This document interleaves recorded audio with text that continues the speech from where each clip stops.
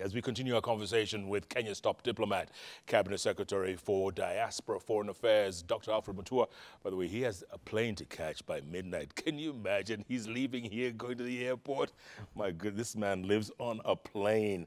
And by the way, Bonasias, we were talking earlier on, diplomatic staffing. You introduced this office called Diaspora Affairs. Yes. How's that going so far? It's going very well. You see, there's been a gap there.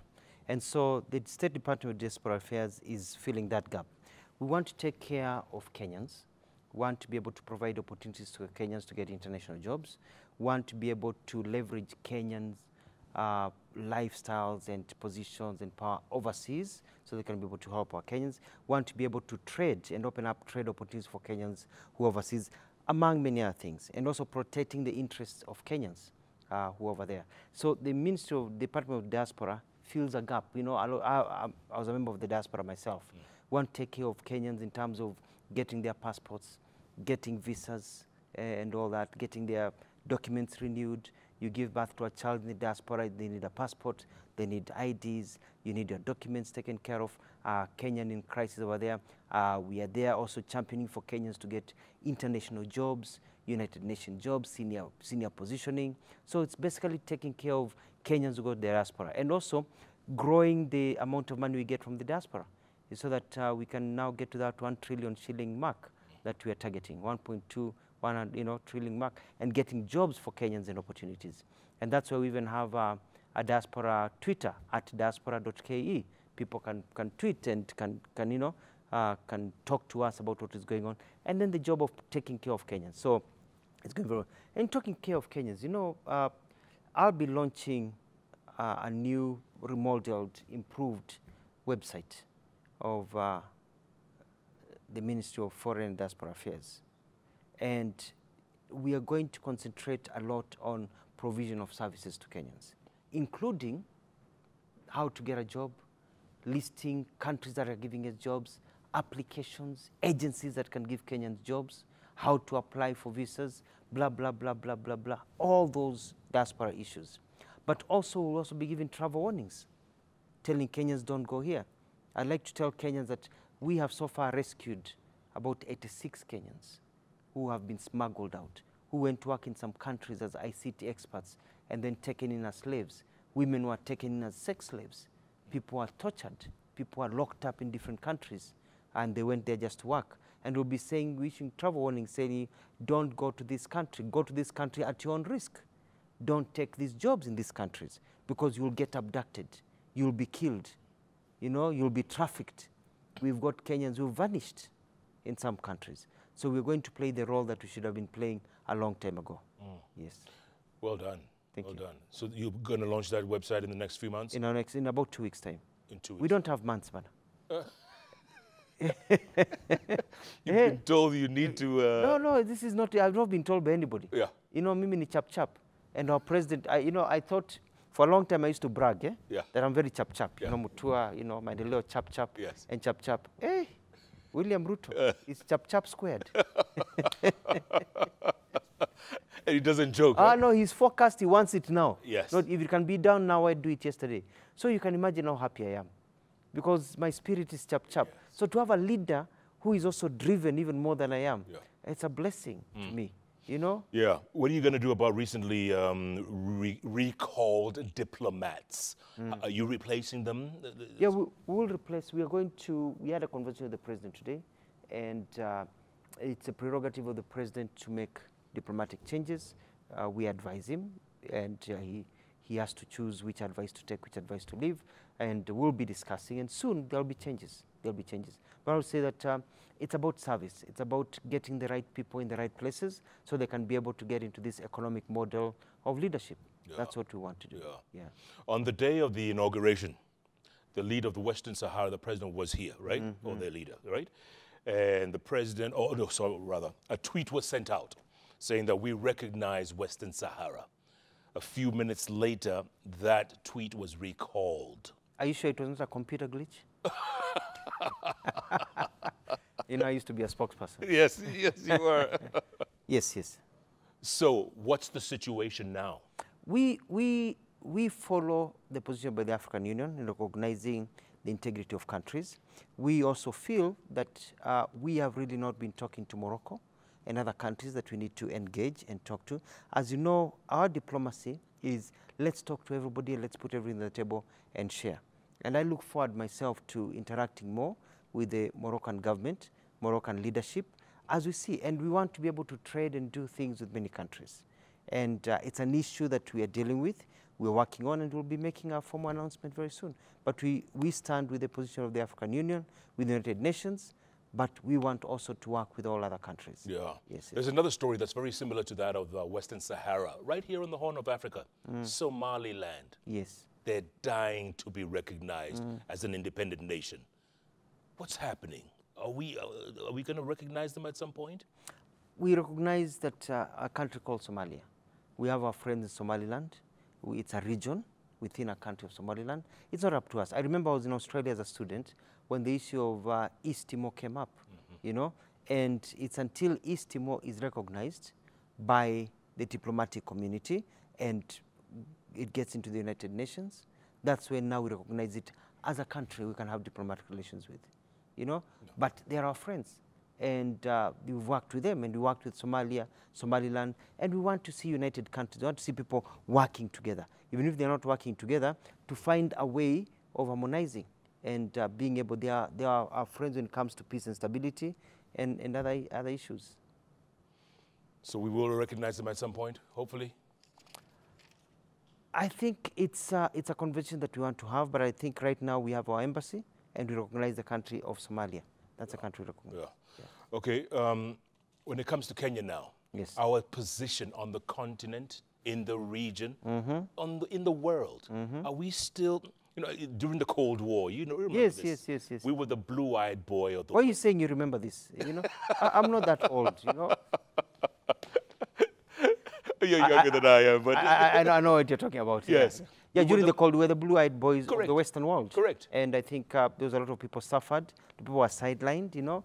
Jaramogi Oginga Odinga and others were suspected to be quote-unquote communist and everything and all that. Our policy right now is world-looking. We are not east-looking, west-looking. You know, we are world-looking. We are thinking, what is it in it for us?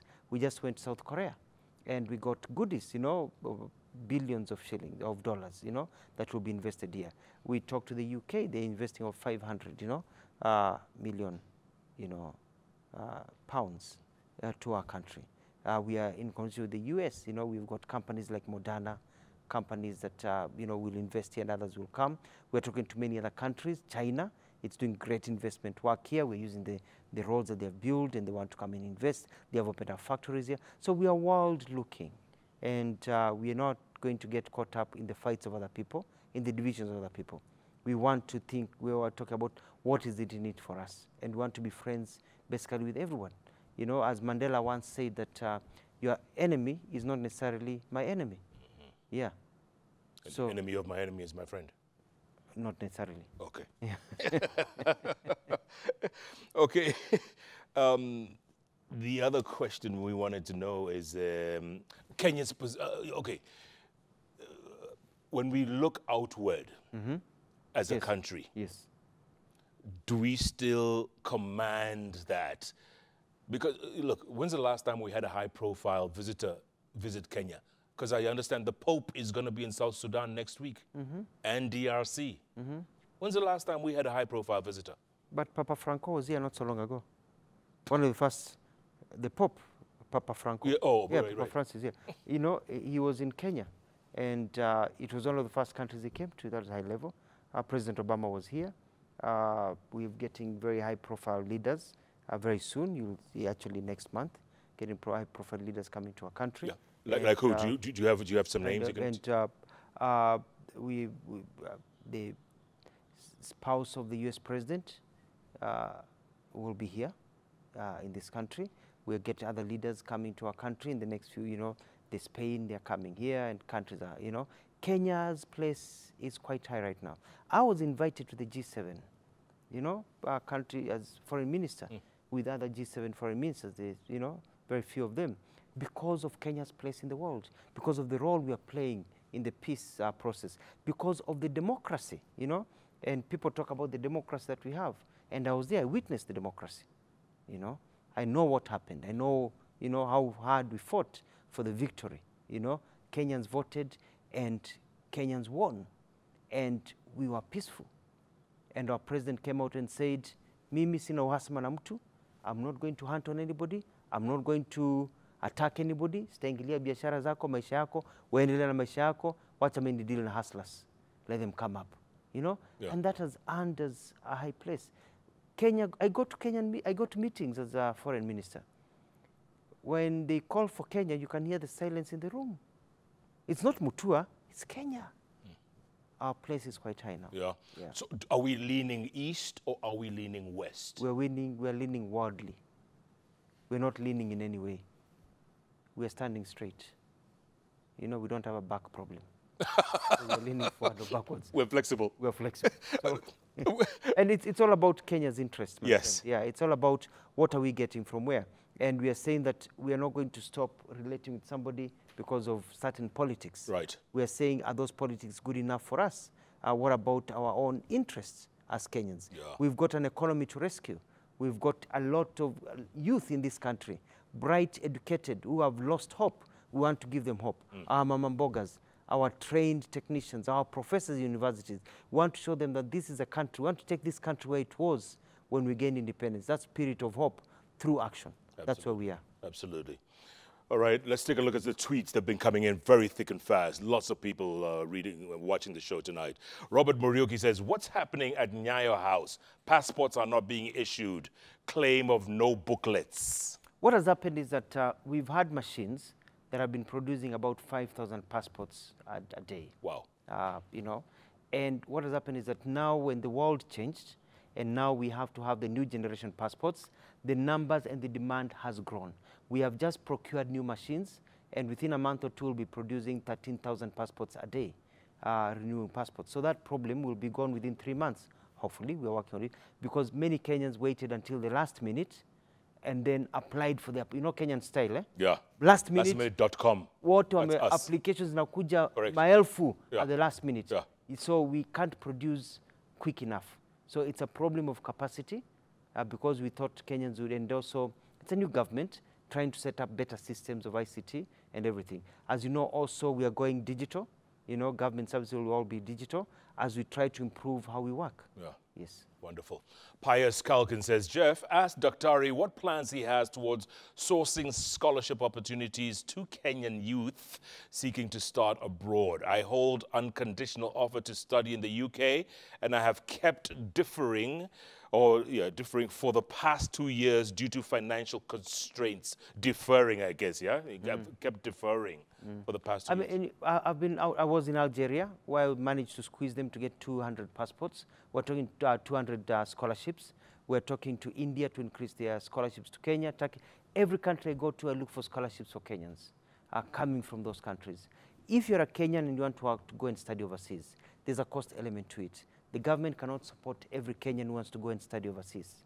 And we don't have the budget right now to pay for people who just want to go and study for their scholarship overseas. Yeah. You know, if we may look at a system where we can have a loan scheme, like how HELP works for Kenyans, yeah? So that you can get loans to go work overseas and you pay back, you know, later on. But they're working because our interest is about the interest of Kenyans. Yeah. But it's going to be very difficult for us to pay all Kenyans who get permits to go and study overseas, who get visas. Sure. It's unattainable. Absolutely. But we also, there was a time when there were government scholarships for Kenyans. There were, yes. And I'm harmonizing everything so we can provide scholarship. But we want these scholarships to go for the people who deserve them.